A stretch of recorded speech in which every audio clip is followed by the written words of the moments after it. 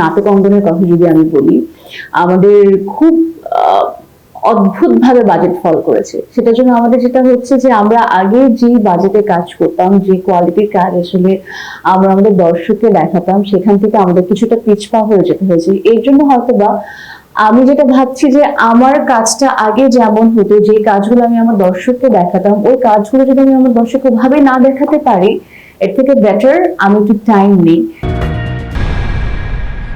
প্রিয় দর্শক, শুভেচ্ছা সকলকে। ডিসেম্বর বিজয়ের মাস, লাখো শহীদের রক্তের বিনিময়ে অর্জিত আমাদের প্রিয় স্বাধীনতা। বাংলাদেশের মহান মুক্তিযুদ্ধে শিল্প সংস্কৃতির অবদান ছিল অনন্য।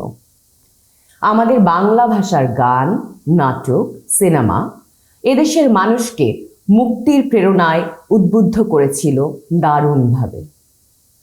৭১-এ শিল্প সংস্কৃতি ছিল আমাদের যুদ্ধের হাতিয়ার। আগে যে গান, চলচ্চিত্র যেগুলো নির্মাণ হতো, ওগুলো ছিল সমসাময়িক প্রেক্ষাপটকে চিন্তা করে মানুষের হৃদয়ে ছুঁয়ে যেত। ওই গানগুলো এখনও মানুষ কিন্তু নিবিড়ভাবে শোনে। যখন একান্ত বসে থাকে, ওই গান, ওই চলচ্চিত্র এখনও মানুষ দেখে এবং গানগুলো শোনে। কিন্তু বর্তমান সময়ের যে গান, এগুলির ভিতরে প্রাণবন্ততা তুলনামূলকভাবে অনেক কম, যার কারণে মানুষ আস্তে আস্তে এই জগৎ থেকে সরে যাচ্ছে। যে মোবাইলে সব পায়, তাহলে আসার সময় সুযোগ আর মানুষ হয়ে ওঠে না। আর আগের মতো এতটা মানুষ ফ্রি নাই, সবাই ব্যস্ত, সবাই সবার কাজে ব্যস্ত। 3 ঘন্টা পয়সা সিনেমা দেখবে, এই মানসিকতা এখন অনেকের নাই। বাংলাদেশে বর্তমানে যে ছবিগুলো বের হচ্ছে, আসলে এগুলা তো মানে আমাদের তরুণ প্রজন্মের জন্য তো আসলে সেই ছবিগুলো না।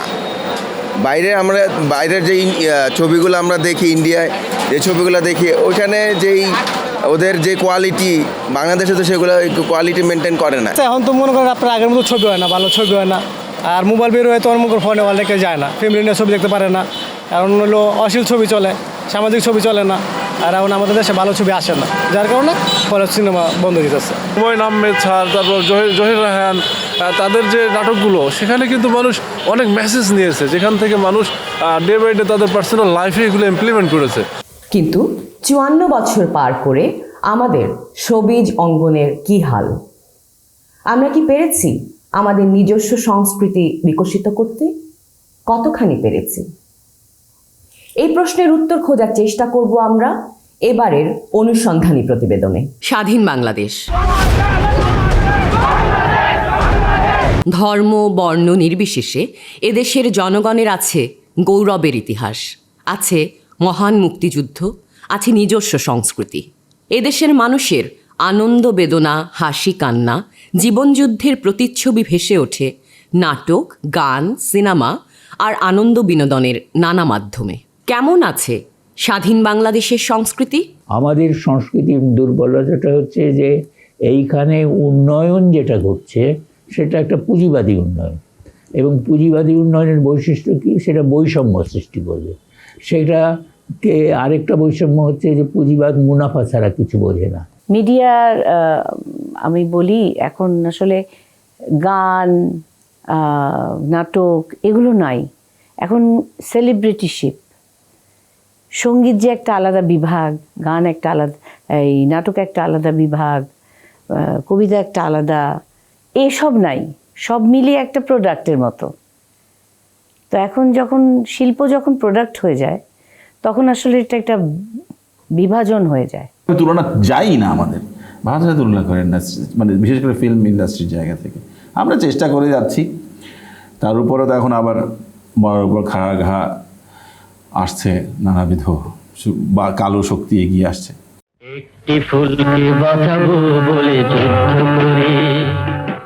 1971 মহান মুক্তিযুদ্ধে আমাদের সংস্কৃতি কর্মীরা অনন্য অবদান রাখেন স্বাধীনতার জন্য, একটি পতাকা ও একটি মানচিত্রের জন্য।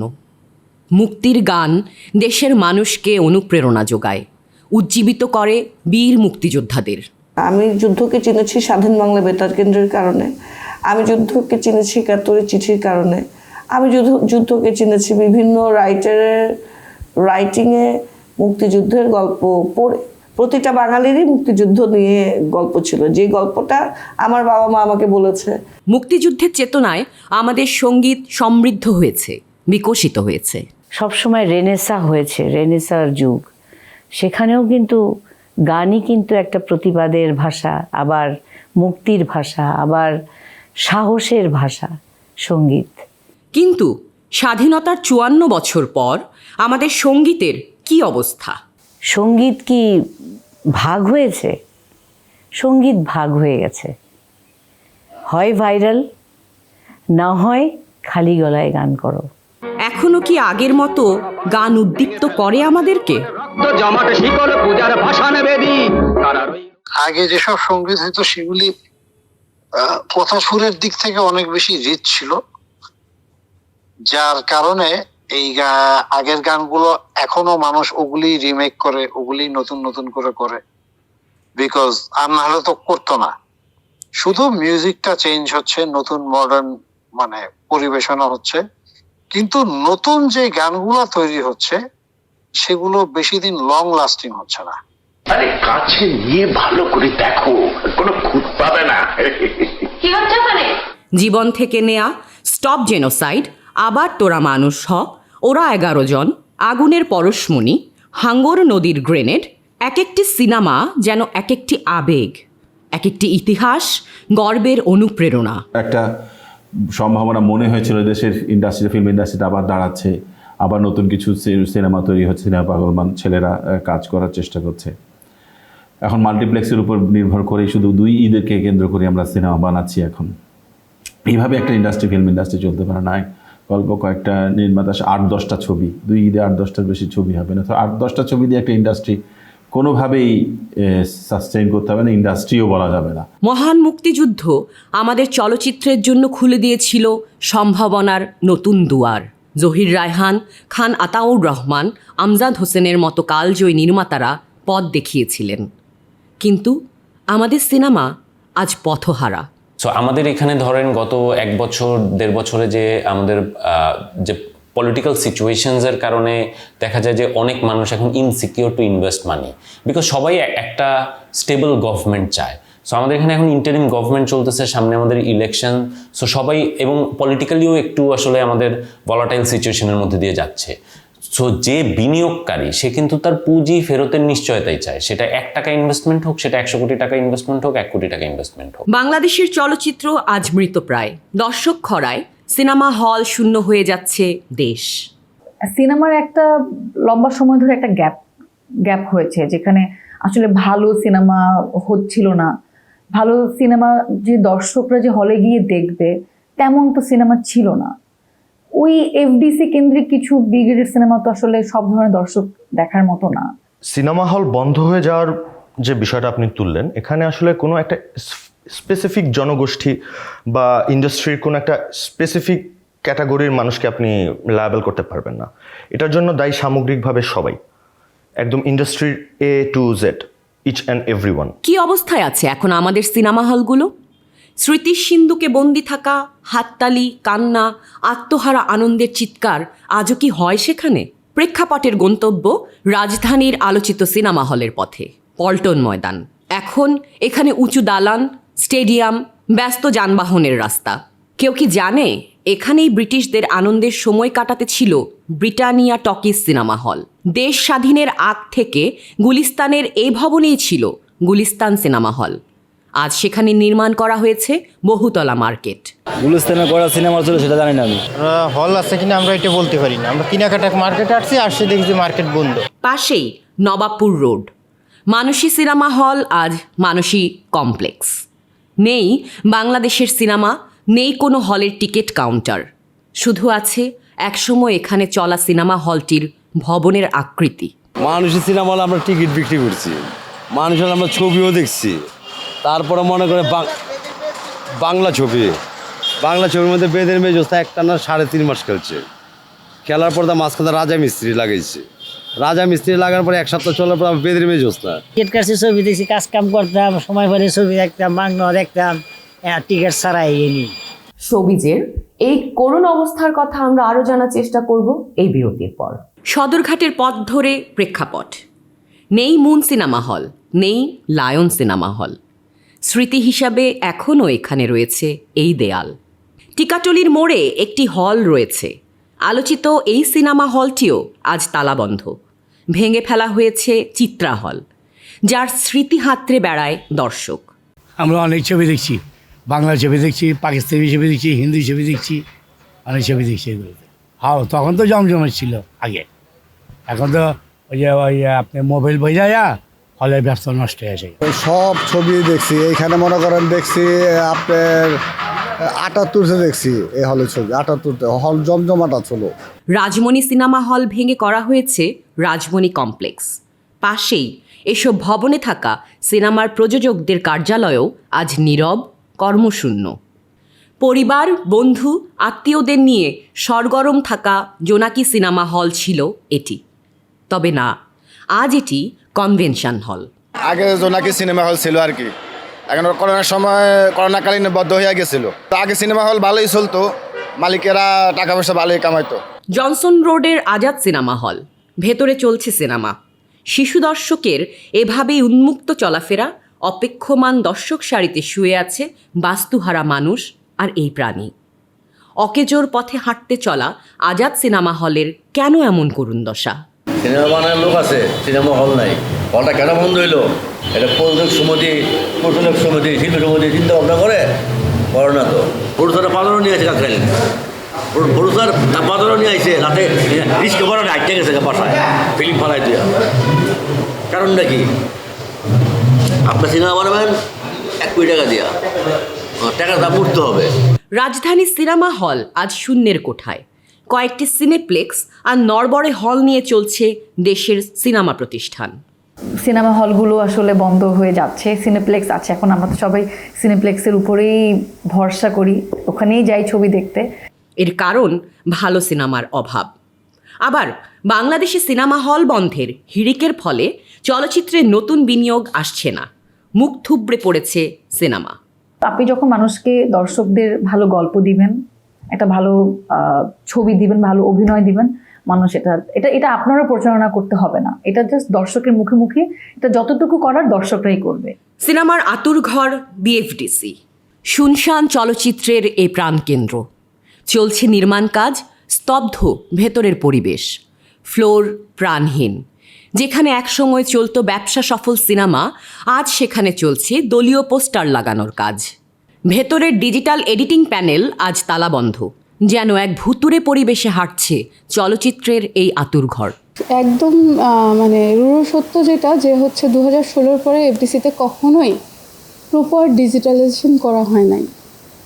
2016তেও যে কেনাকাটা করা হয়েছে, যেই ফিল্ম বা যে রিলস বাতিল হয়ে যাচ্ছে সেগুলো কেনা হয়েছে, সরকারের টাকা নষ্ট করা হয়েছে, এফডিসির কপালে কি বলবো সিল মারা হয়েছে যে তুমি এখন থেকে লস করবে, তুমি ধ্বংস হয়ে যাও, এরকম একটা বিষয়। বিএফডিসির ব্যবস্থাপনার দায়িত্বশীল কি জানেন বাংলাদেশের সিনেমা এখন আইসিইউতে? এফডিসি তো আসলে চলচ্চিত্রের আতুরঘর। এফডিসির এমডি হিসেবেও আমার সিনেমা হল নিয়ে বা আমাদের সিনেমার প্রসার নিয়ে আমার নিজস্ব কিছু চিন্তাভাবনা, নিজস্ব কিছু আইডিয়া ছিল এখানে জয়েন করার আগের থেকেই, যে আমাদের হলগুলো বাড়া দরকার, তারপরে হলগুলো পরিবেশ এবং মাল্টিপ্লেক্স না হলেও সিঙ্গেল স্ক্রিনও যদি হয় সেই জায়গাটাও যেন হচ্ছে প্রপার পরিবেশটা পায়, সুন্দর একটা এনভায়রনমেন্ট থাকে এবং টিকেটিংয়ের আওতায় থাকে। এটা ছিল আমি নির্মাতা হিসেবে আমার প্রথম চাওয়া। একজন নির্মাতা এবং পাশাপাশি দায়িত্বশীল জায়গায় তার ভূমিকা কি পারবে বিএফডিসিকে বাঁচাতে? যে অতীত ছিল সেটা যেটা নষ্ট হয়েছিল, সেখানে যে মানহীন কিছু ছবি মাঝখানে চলছিল বেশ, এই ছবিগুলোর ক্ষেত্রেও আমরা আসলে এবার একটু কঠোর হচ্ছি, যে আমাদের যে নীতিমালা, সেই নীতিমালার আওতায় আনা হচ্ছে যে মিনিমাম মানসম্মত ছবি ছাড়া সেন্সর করা বা সার্টিফিকেশন দেওয়া হবে না। আনিস ভাই কেমন আছো তিতলি ভাইয়া? আমি কঙ্কা। কেমন আছে কঙ্কা ভাইয়া? বহুব্রীহি, সংসপ্তক, কোথাও কেউ নেইয়ের মতো আলোচিত নাটক, টেলিভিশন নাটককে নিয়ে গিয়েছিল নতুন উচ্চতায়। দর্শকরা অপেক্ষা করতেন সাপ্তাহিক নাটক দেখার জন্য। তখন যে নাটকগুলো হতো, সেই নাটকগুলোর অ্যারেঞ্জমেন্ট বা সেই নাটকগুলোর যে সিরিয়াসনেস বা সেই নাটকের চিত্রনাট্যে যতটুকু গুরুত্ব দেওয়া দরকার ছিল, বা যতটুকু রিহার্সাল করা দরকার ছিল প্রোডাকশন ভ্যালুকে আপ করার জন্য, তারা সব কিছু কনফার্ম করেই কাজ করতো বলে কাজগুলো মানুষের কাছে পৌঁছাতো, মানুষের অনুভূতিকে ছুঁয়ে যেত। হুমায়ুন স্যার যে ধরনের নাটক করতেন, স্যারের যে দর্শক, তখনকার নাটক সবাই যেভাবে দেখতো, যে উচ্ছ্বাস নিয়ে দেখতো, আমার মনে হয় সেই উচ্ছ্বাসটা একটু কমে গিয়েছে আমার মনে হয়। এখন সেই নাটক কতটা জনপ্রিয়? এইসব দিন রাত্রি, বহুব্রীহি, আমাদের সবুজ ছায়া, সবুজ সাথী, তারা তিনজন, এই নাটকগুলি তো অনেক জনপ্রিয়। ওই ধরনের কাজ হচ্ছে না, অন্য ধরনের কাজ হচ্ছে, কিন্তু দর্শক নাটক দেখছে, এটা ঠিক। কিন্তু উন্মাদনাটা মনে হয়, জানি না, আমার কাছে মনে হয় সেই ওই সময়ের মতো নেই। আরেকটা হচ্ছে অসততার জায়গা, সেটা হচ্ছে ধরেন কোনো মতে একটা চিত্রনাট্য করে দেয়া, বাছা এই গল্পে আমি এরে পাচ্ছি না, আমার তো ওর ভিউজ আছে, ওই অমুক লোকের ভিউজ আছে, বা অমুক একজনের ভিউজ আছে, সে আর্টিস্ট হোক না হোক, অ্যাক্টর হোক না হোক, চরিত্রটা পুল করার ক্ষমতা রাখুক না রাখুক, চরিত্রের সাথে যাক না যাক, তাকে কাস্ট করা হচ্ছে ভিউজের কি বলে এক্সকিউজে। যদিও আমরা জানি ইউটিউবে আসলে ভিউজ কোনো আর্টিস্টের চেহারা দেখে হয় না, কারণ it runs by the algorithm. YouTube কোনো অ্যাক্টরের ফেস চেনে না বা কোনো স্টারের ফেস চেনে না। তারপরেও ওই এক্সকিউজ দিয়ে কিন্তু ধরেন আপনার ভিউজ ব্যবসার একটা প্রচলন তৈরি হয়েছে, যেটা আমাদের জন্য খুব যে বেশি লাভজনক হয়েছে আমি বলবো না, লসের পরিমাণটাই বেশি ইভেন্চুয়ালি। এর মধ্যে গত 1 বছরে খরা চলছে নাট্যাঙ্গনে, কাজ কমে গেছে উদ্বেগজনক হারে, বেকার হয়ে পড়েছেন শিল্পী, কলাকুশলীরা। 5ই আগস্টের পরে হাহাকার অবস্থা। বহু ডিরেক্টরস, বহু আর্টিস্ট, বহু মেকআপম্যান, বহু লাইটম্যান, লাইট অ্যাসিস্ট্যান্ট, এরা সবাই কিন্তু বেকার। আগে প্রচুর কাজ করেছি, এটা আমার কথা না। আপনি হাউসগুলো খবর নেন, ম্যাক্সিমাম হাউসগুলো কিন্তু চুপচাপ বসে আছে, এবং অনেকে হাউস ছেড়ে দিয়েছে। আমাকে খুব কষ্ট দেয় যখন শুনি যে শিল্পীরা দেশ ছেড়ে চলে যাচ্ছে, এটা আমাকে বড় বেদনা দেয়। আমি কেন আমার দেশ ছেড়ে যাব? আমার দেশ তো। পরিবার পরিজন নিয়ে খুবই কষ্টে আছি, টুকটাক কাজ করতেছি, সেটা নিয়ে হ্যাপি যে থাকার, যতটুকু থাকার প্রয়োজন অতটুকু আছি আর কি, মানে আল্লাহ যেভাবে রাখছে আর কি।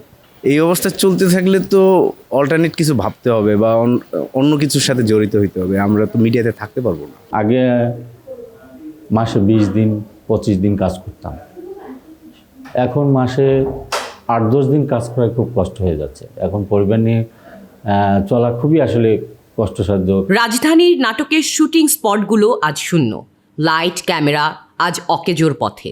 শুটিং সেটের সাজানো এই ঘরটিতে নেই কোনো অভিনয় শিল্পীর কর্মব্যস্ততা। নাটক অঙ্গনের কথা যদি আমি বলি, আমাদের খুব অদ্ভুতভাবে বাজেট ফল করেছে। সেটার জন্য আমাদের যেটা হচ্ছে যে আমরা আগে যে বাজেটে কাজ করতাম, যে কোয়ালিটির কাজ আসলে আমরা আমাদের দর্শককে দেখাতাম, সেখান থেকে আমাদের কিছুটা পিছপা হয়ে যেতে হয়েছে। এর জন্য হয়তোবা আমি যেটা ভাবছি যে আমার কাজটা আগে যেমন হতো, যে কাজগুলো আমি আমার দর্শককে দেখাতাম, ওই কাজগুলো যদি আমি আমার দর্শককে ওভাবে না দেখাতে পারি, এর থেকে বেটার আমি একটু টাইম নিই।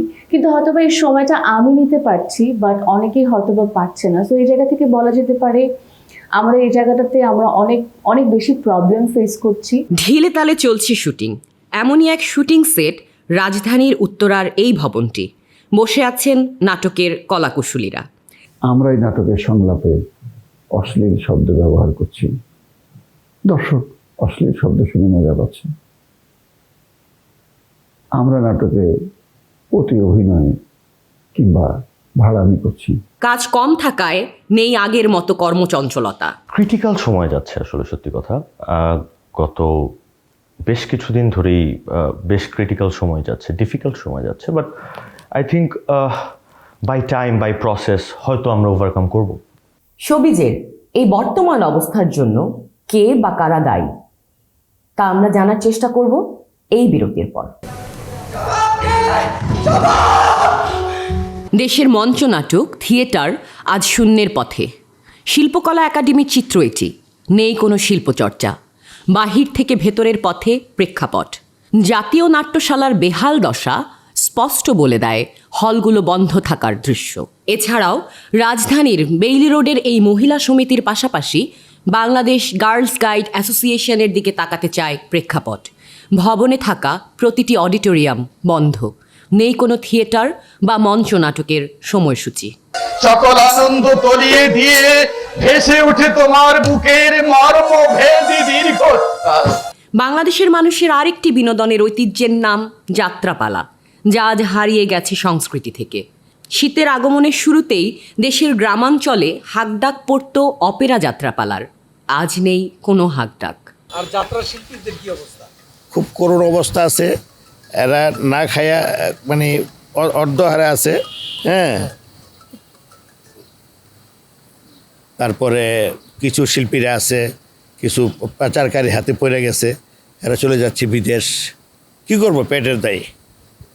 ওখানে গিয়ে হয়তো কিছু ক্লাবে বা বাইরে সব শুনি আমরা কাজ করে। আর কিছু শিল্পীরা রাস্তাঘাটে বসে পিঠা বানায় বেছে। 90 দশকের বিজ্ঞাপন, মানুষের মুখে মুখে থাকা এসব বিজ্ঞাপন আজও মানুষের কাছে স্মৃতি।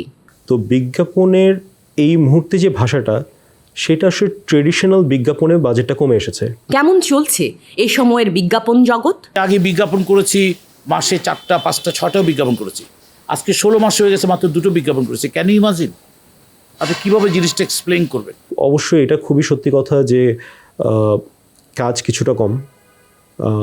সেটার জন্য আমার ধারণা যে দেশের বর্তমান রাজনীতির যে সার্বিক পরিস্থিতি, বিশেষ করে রাজনৈতিক পরিস্থিতি, সেটার জন্য আসলে সবাই একটু স্কেপটিক্যাল একটা অবস্থায় আছে। তো আমার ধারণা এটা নির্বাচনের পরপর হয়তো এটা একটু ভালো পরিস্থিতি হবার কথা। সর্বত্র চলছে সংস্কৃতি বিনাশী তৎপরতা, বন্ধ হচ্ছে কনসার্ট। 90+ দশকে আসলে আমাদের সময় অনেক ঢাকা শহরে সারা দেশে অনেক কনসার্ট হতো। আমরা কনসার্টগুলো দেখতাম। আমার মনে আছে ওমেন্স কমপ্লেক্সে কনসার্ট হতো, ঢাকা ইউনিভার্সিটিতে কনসার্ট হতো। কনসার্ট এখনও হয়, বাট সেই পরিসরে না। আসলে সেই রকম স্বতঃস্ফূর্ততা আমরা আসলে পাই না। ওই রকম ওই রকম উৎসাহ আমরা আসলে ওরকম দেখি না। শিল্পীদের কাজে বাধা দিচ্ছে উগ্র গোষ্ঠী। একটা জাতির, একটা সমাজের স্বতঃস্ফূর্ত প্রাণের উচ্ছ্বাস থাকে এবং তার নানান রকম প্রকাশ থাকে, যে প্রকাশটা বহুদিন ধরে চর্চিত হয়ে আসে।